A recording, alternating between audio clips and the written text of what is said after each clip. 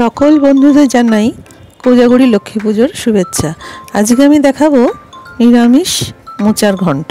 আর এই লক্ষ্মী পুজোর দিনে মা লক্ষ্মীর ভোগেও কিন্তু এটা খুব সুন্দরভাবে তৈরি করে পরিবেশন করা যায়। আমি আজকে গাছ থেকে টাটকা মোচা পেড়ে নিয়ে সেই মোচার ঘন্ট করে দেখাচ্ছি। দেখুন আমাদের গাছেরই মোচা, খুব বড় সাইজের কাঁঠালি কলার একদম মিষ্টি মোচা। মোচাটা পেরেই মনে হলো যে আজকে রান্নাটা আপনাদের সঙ্গে শেয়ার করি।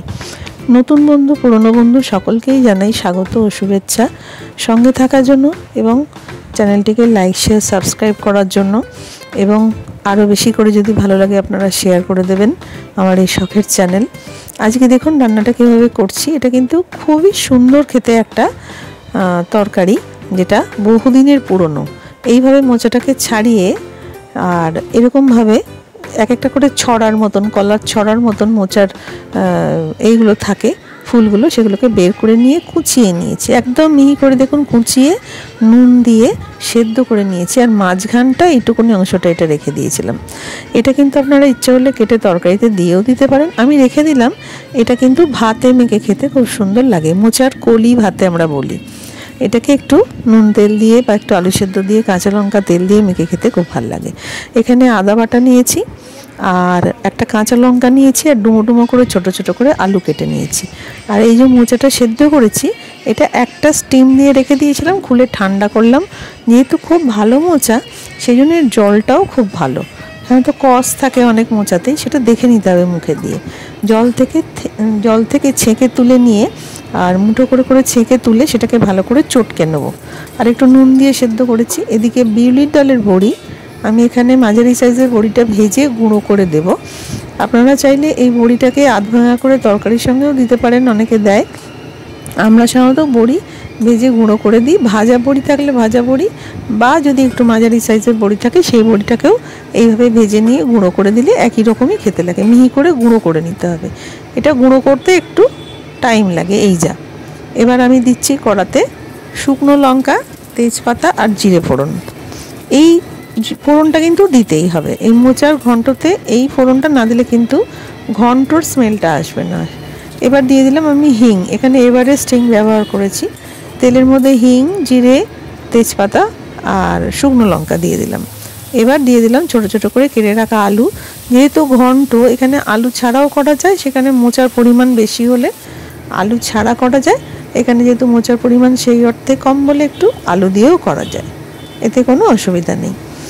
আর এইভাবে মোচাটাকে ভালো করে হাতে করে চটকে নিয়েছি, মানে স্ম্যাশ করে নিয়েছি।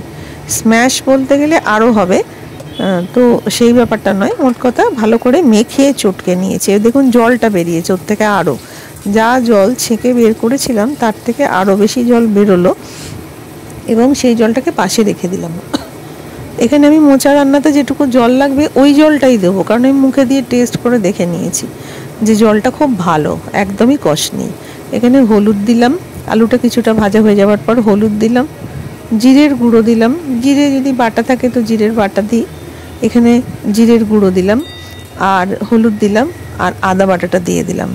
এই হলো মোচার মেন মশলা, খুবই সহজ মশলা, এবং যারা কোনোদিনও এখনও করেননি, নতুন যারা রান্না করছেন তারা শিখে নিতে পারেন। আর আজকে যেহেতু লক্ষ্মী পুজো, সেই জন্য আমার মনে হলো আজকে শেয়ার করি রান্নাটা। এই সন্ধে অনেক সময় অনেকেই লক্ষ্মীর ভোগ দেবেন, তাতে কিন্তু এই মোচার ঘন্টটা দিতে পারবেন যাদের বাড়িতে নিয়ম আছে দেবার। এবারে আমি ওই সেদ্ধ করে রাখা চটকে রাখা যে মোচাটা, সেটা দিয়ে দিলাম। অনেকেই মোচাতে আবার হলুদ দিয়েও সেদ্ধ করেন, অনেক সময় আমিও করে থাকি। এবার এইটা দিয়ে আমি এখন জোর আছে মোচাটাকে কিছুক্ষণ, অর্থাৎ হাই ফ্লেমের ওপরে কিছুক্ষণ নাড়াচাড়া করে কষাবো। এই সময় দেখতে হবে কাটতে কাটতে দু একটা মোচার যে কাটি বেরোয়।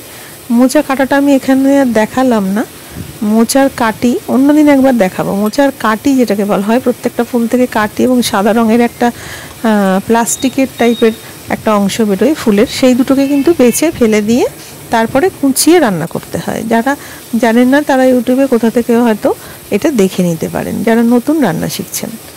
এবারে এই মোচাটাকে আমি কিছুক্ষণ ধরে কষাবো। আর দেখুন একটা কাঁচা লঙ্কাকে আমি ফাটিয়ে ফাটিয়ে দিয়ে দিচ্ছি। আর আমি ওখান থেকে শুকনো লঙ্কাটা এবার একটু তুলে নেবো। কেন তুলে নেবো না, শুকনো লঙ্কাটা অনেক সময় ফেটে গিয়ে একটা বিচ্ছিরি রকমের ঝাল হয়ে যায়, উগ্র ঝাল হয়ে যায়।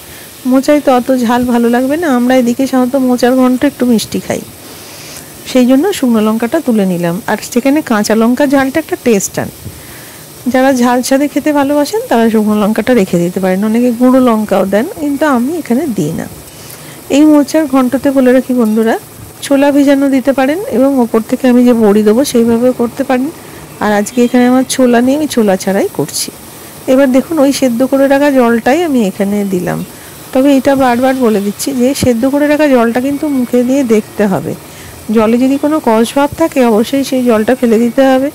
এমনকি অনেক সময় এরকমও হয় যে মোচাটা সেদ্ধ করার পরে কষ ভাবটা এমন থাকে যে সেটাকে আবার ঝুড়ি করে কলের তলায় ভালো করে ধুয়ে নিতে হয়, এমনও হয়। বা ওপর থেকে যে জল ভালো যে রান্না করেন সেই জল দিয়েও ধুয়ে নিতে পারেন, যেখানে কলের জলের সাপ্লাই ভালো নয়।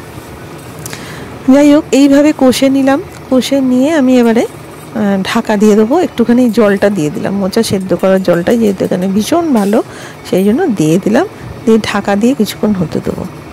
আমার এই রান্নাবান্নার যে চ্যানেল এবং যে এমনি সমস্ত কিছু অন্যান্য পোস্ট করি, যদি ভালো লাগে সঙ্গে থাকবেন। গান টান সবই পোস্ট করি, গাছের কথা পোস্ট করি, যদি ভালো লাগে সঙ্গে থাকবেন এবং আরও চ্যানেলটাকে লাইক শেয়ার সাবস্ক্রাইব করে দেওয়ার জন্য আবারও অনুরোধ রাখছি।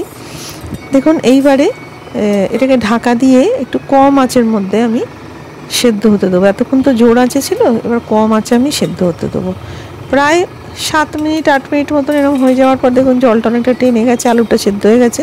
খুন্তি করে দেখে নেব এবং দেখে নেওয়ার পরে দেখুন টান টান হয়ে গেছে। এই অবস্থায় আরও কিছু জিনিস দিয়ে নামিয়ে নেব। আজকে কোজাগরী পূর্ণিমার দিন যাদের বাড়িতে এইভাবে মোচা করে দেবেন, অবশ্য আরেকটু রিচ করতে পারেন, মানে চাপাবার সময় তেলটা একটু বেশি দিলেন বা নামাবার সময় ঘিটা একটু বেশি দিলেন, তাহলে কিন্তু আরেকটু রিচ হবে। যেহেতু পুজো পার্বণ বা কোনো ফেস্টিভ্যাল বা লোকজন এলে আরেকটু আমরা সাধারণত একটু রিচ রান্না করে পরিবেশন করি, সেটাও করতে পারেন। এই মশলাটা আমার ঘরে তৈরি মশলা, জিরে লঙ্কার গুঁড়ো। এই জিরে লঙ্কার গুঁড়োটা আমি সবসময় ব্যবহার করি, অনেক তরকারিতেই, নিরামিষ তরকারিতে বেশ টেস্ট লাগে সেই জন্য দিই। লাস্টের দিকে এই জিরে লঙ্কার গুঁড়োটা দিলাম। এখানে লঙ্কার পরিমাণ কম, জিরের পরিমাণ বেশি দিয়ে হালকা করে ভেজে গুঁড়িয়ে রাখা একটা ফ্লেভারের জন্য। এবার এটা দেখলেন, এটা চায়ের চামচের হাফ চামচেরও কম হবে, আমি ছোটো চামচে করে তুললাম। ওটা দিয়ে ভালো করে দিয়ে কষিয়ে নেবো। আর পরিমাণ মতন চিনি দেবো, একটু মিষ্টি স্বাদের ঘন্ট হয় সেই জন্য ওপর থেকে আমি এখানে 2 চামচে ভর্তি ভর্তি চিনি দিয়ে দিচ্ছি, লাগলে পরে আরও দেবো। আর মোচার ঘন্টতে বলে রাখি নারকেল কিন্তু একটা মাস্ট, এখানে আমি নারকেলও আজকে পাইনি, তবু আমি আপনাদের সঙ্গে রান্নাটা শেয়ার করলাম। ওপর থেকে বড়ি গুঁড়ো এবং নারকেল কুড়িয়ে সেটা ওপর থেকে ছড়িয়ে দেওয়া, এটা অপূর্ব সুন্দর খেতে হয়।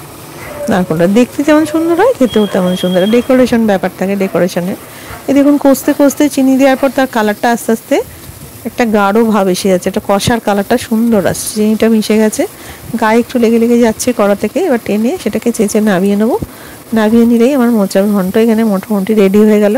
আপনারা একটু টেস্ট করে নেবেন মিষ্টি এবং নুন এবং ঝালের পরিমাণটা, ঝালটা খুবই সামান্য হবে। এই অবস্থায় আমি এবার আবার শুকনো লঙ্কাটা দিয়ে দিয়েছি।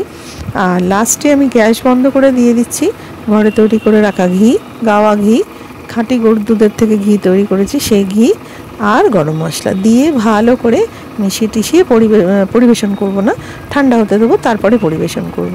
কেমন লাগলো বন্ধুরা অবশ্যই জানাবেন, এবং আমার এই জানালে আমার খুব ভালো লাগে, কমেন্ট করলে ভালো লাগে, কমেন্ট সেকশানে অন রইল, খুব আরও মানে উৎসাহ লাগে আর কি, যে আরও কিছু রান্না করে দিই দেখাই এরকম। যদিও খুব সাধারণভাবে রান্না, এটা অনেকেই জানেন। এবার গরম মশলা দিয়ে দিলাম, গরম মশলা দিয়ে ভালো করে নাড়িয়ে ছাড়িয়ে এইবারে মিশিয়ে দিলাম। মিশিয়ে দিয়ে আমি একটা কাঁশিতে বা যে কোনো সার্ভিং বলে আপনারা রাখতে পারেন, বা ঠাকুরের যদি ভোগে পরিবেশন করেন তাহলে ঠান্ডা করে ভোগের থালাতে দিয়ে দিতে পারেন। এখানে আমি ঘরের বাসনেই আজকে করে দেখালাম। আর এইবারে একটা কাঁশিতে আমি ঠান্ডা করতে দিচ্ছি। ভালো ঠান্ডা হয়ে গেলে তবেই মোচা খেতে ভালো লাগে, মানে একদম গরম অবস্থায় কিন্তু মোচাটা অত ভালো লাগে না খেতে। এইভাবে দেখুন একদম টানে টানে হয়ে যাবে, মানে কোনো জলীয় ভাবটা থাকবে না, রসা রসা ভাবটা থাকবে না। এইভাবে সুন্দর করে ছড়িয়ে দিয়ে তার উপর দিয়ে বড়ি গুঁড়োটা দিয়ে দেবো। আর এই বড়ি গুঁড়োটা ভাজার সময় খেয়াল রাখবেন যেন পুড়ে না যায়, তাহলে বাজে স্মেল এসে যাবে একটা কিরম। এইভাবে আমি আমাদের সাথে গুঁড়ো করে নিয়েছি, সেই গুঁড়োটা আস্তে আস্তে ছড়িয়ে দেবো। এবং যেখানে ছোটরা খাবে সেখানে বলাই বাহুল্য লঙ্কাটা দেবেন না, মানে কাঁচা লঙ্কা যেটা দিয়েছি সেই কাঁচা লঙ্কাটা বাদ দিয়ে করবেন। বাচ্চারাও তাহলে কিন্তু খুব আনন্দ করে এই মোচাটা খেতে শিখে যাবে। সাধারণত ছোটরা এইসব খায় না, অ্যাভয়েড করে। তো লঙ্কাটা বাদ দিয়ে আপনারা একটু মিষ্টি মিষ্টি করে দেবেন, তাহলে কিন্তু বাচ্চারা খুব সুন্দর এই মোচাটা খেতে শিখে যাবে। থোড় মোচা এইসব উপকারী জিনিসগুলো সাধারণ শিখে যাবে। হয়ে গেল আমার মোচার ঘন্ট, আজকে কোজাগরী পূর্ণিমার দিন একটা নিরামিষ স্পেশাল আইটেম। সকলে তাহলে ভালো থাকবেন, সুস্থ থাকবেন, আবার এরকম কিছু রান্না নিয়ে আসব। আজকে তাহলে বিদায় নিলাম। শুভ কোজাগরী পূর্ণিমা। নমস্কার।